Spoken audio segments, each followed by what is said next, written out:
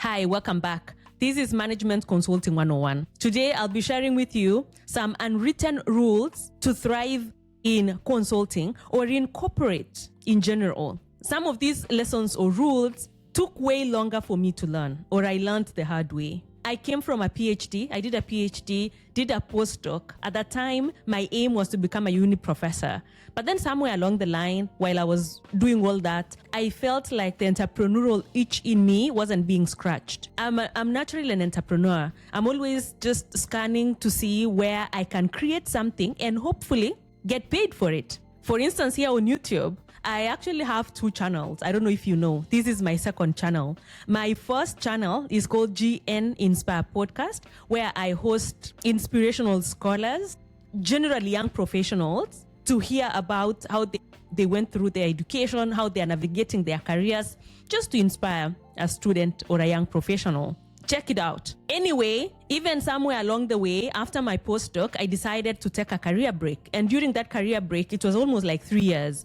During that time, I was building a startup in Kenya. After I was done with experimenting with the startup world, I decided to go into corporate through management consulting. And I used management consulting as my kind of practical MBA. That is a video I made on some honest reasons why I decided to go into management consulting, even with a PhD in engineering. You can check that out as well if you're keen to hear more on that. But today anyway, this is the video that I wish I had watched before starting my career in management consulting or in corporate.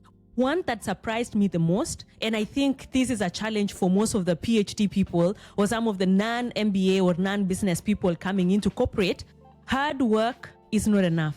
I'm still struggling to make peace with that. And I know you might be so surprised if you're hearing this for the first time. And I know we've been told, our school system, our curriculum, it's been telling us the opposite. Work hard, perform well, and the rest will follow. A good career, prestigious job, good money, and that happens. I'm not saying it doesn't happen, but not all the time. I know there are many, but let me just share top things that move careers in consulting or in corporate in general. These lessons I learned the hard way, almost even learned by mistake, really. I was 1 year into consulting when I met a mentor who changed my life.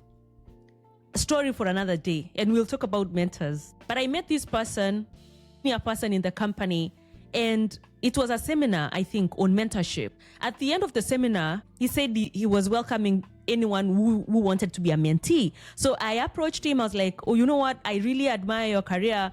I would like to join your mentee list. And he said, no problem. But there are 2 things you have to do to join the list. The first thing is you buy Empowering Yourself, this book. I'll attach a screenshot here. Read it. And number 2, I want you to write a 2-page memo, takeaways and actions that you will take as a result of what you learned from the book.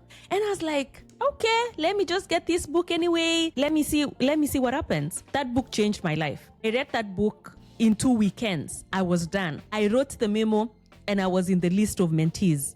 And my life changed. And I was like, I wish I had met this person on day 1.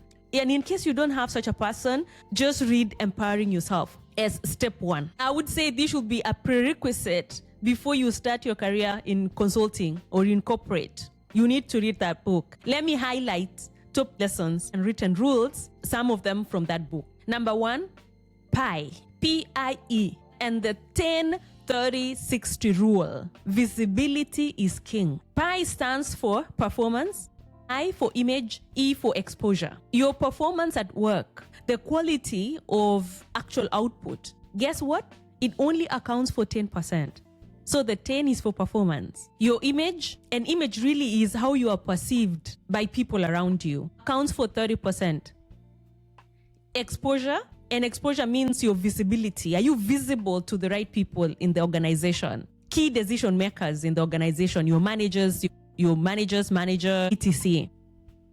10, 30, 60. So meaning for many of us, and especially those from non-MBA, non-business background or non-corporate exposure, we spend a lot of our energy, 90% of our work into performing, and sadly that is just 10% of the whole game. And maybe that's why I really struggled in my first year.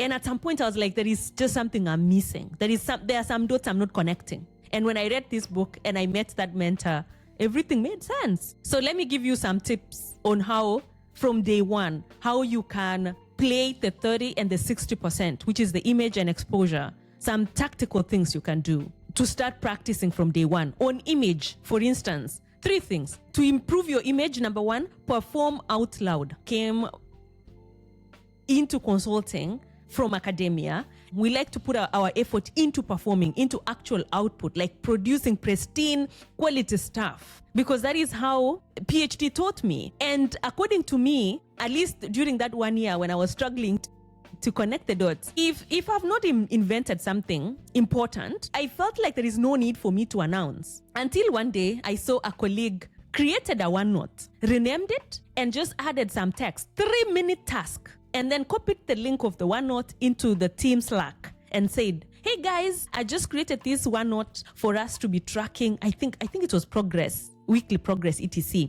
And the manager was like, thank you so much for taking that initiative. And I just remember feeling like I have done a lot of that, but mostly like behind the scene, but I did not perform. Performing meaning you could do like the simplest of tasks, but then you make sure the manager sees it.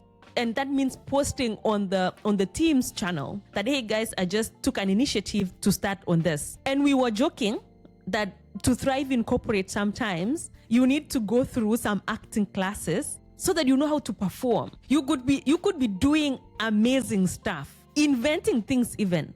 But if your manager doesn't know that you just invented something, if your teammates do not know that you just invented something, it doesn't count. Or rather, you will not be given credit for that. Whatever you do, how you frame it is very important. Instead of saying an Excel sheet, people would be like, here is an Excel model. Number 2, on image. You have to do EOD or EOW. It took me 1 year to realize that performers, people who had good image and were progressing, they were doing EOD, end of day, or end of week, EOW, emails. And it's just simple bullets telling your manager, hey, here are the priorities that I was tracking this week. And here is the progress I have made. What is left of this list is just maybe 1 or 2 other things that I will look into next week. And then just saying in the EOW email, you also add concrete asks for the manager. So you say, hey manager, also, these are 3 things that I want you to review. You also flag critical issues. So you say, I want to flag that we might not be able to meet the timeline that we were hoping for because we do not have the data ready. And that means we might miss the Monday deadline. So I would recommend we write an email requesting 1-day extension so that we finish data analysis. So that is one way that people are using EOW, end of week email, to improve their images. Another way to improve your image, your perceived image, is how you communicate. And you need to communicate like a senior exec. How do they communicate? We talked about in the past episode. They mostly communicate top down. Key message first, and then supporting information. That AI will slash X% of jobs. And as a result, these are 3 things that we need to start thinking about. That is just an example.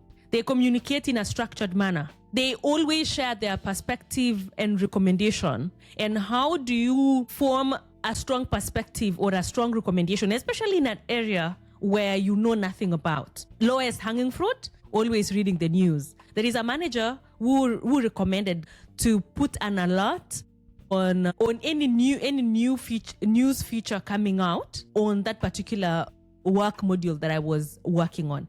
It was an area that I did not know anything about, but just having a Google alert on whatever is in the news on that work section gave me like updated, relevant information that then I would use to form a perspective or a recommendation that I can contribute whenever people are talking about that particular module. I would say, I read this morning in the news, or I was listening to this podcast, and it's actually a very interesting thing that we need to think about, and that changes where we were going with this work. So you are paid to give perspective and to give recommendation. So you speak up. Lastly, in the PI, PEI is exposure. E for exposure. Things that people do, they volunteer their time and their energy they volunteer to host or co-organize events. If there is an event, if there is something that you wish existed and you don't see it existing or happening, volunteer yourself to organize it and run it. That will expose you to senior people in the company. The second point is speaking up at seminars or at meetings. My mentor strongly urged me to always sit at the front and be the first or among the first people to ask a clever question, he said. That was so uncomfortable for me, and especially if people are talking about things that I'm not knowledgeable about. Raising my hand and asking a question, I feared sounding stupid. And my mentor was saying, whatever you think is a stupid question, most people have that question. It's just that they're also scared of asking. And so whatever you think is a stupid question is actually not a stupid question. So ask anyway. And he was encouraging me to wait until the presentation is done, raise up your hand. And if you do not have a question, just comment on the presentation. I was literally shaking when I raised my hand and asked a question in one of the seminars, because that was unlike me. But then it just unlocked something inside of me. I'm now unstoppable. And that has helped me stay engaged during the conversation. And because you can't ask a question if you are not listening. And that has just changed how I see meetings. And also that has helped my image and my exposure. And my mentor was telling me, over time, if every time you attend a seminar or a meeting, you sit at the front, or if it's a Zoom meeting, you just raise up your hand and introduce yourself, say your name, and maybe what you do. So I'm Gladys, and this is what I do. I have a question, and then you ask a question. So my mentor was like, over time, people will know that there is this lady who seemed super engaged and curious and always asking questions. You obviously know how to balance. You do not want to be super annoying, like that person that asks weird questions just for the sake of asking. But anyway, that challenged me so much, and it's just changed how I see meetings. And I think it also changes improves my image and exposure in the organization. That is all about PIE, P-I-E. And don't put a lot of your effort, 90% of your time, and in a component that only contributes to 10% of your overall progress in the organization. So pay attention to performance, yes, but also don't forget image and don't forget exposure. Even if it sounds weird that we are not focusing on performance, just know that the game is not fair, and we'll talk about in the next episode, and people are playing it. And so if you want to get ahead, if you want good opportunities to come to you, just understand the game and just know that people are playing the game. And so find a way to also play the game. The next 2 unwritten truths, lessons that I learned the hard way, let's speak about those in the next episode. If you like this kind of content, consider subscribing so that you do not miss new episodes and so that you join our community. Thank you for watching. Until next time, all the best. Goodbye.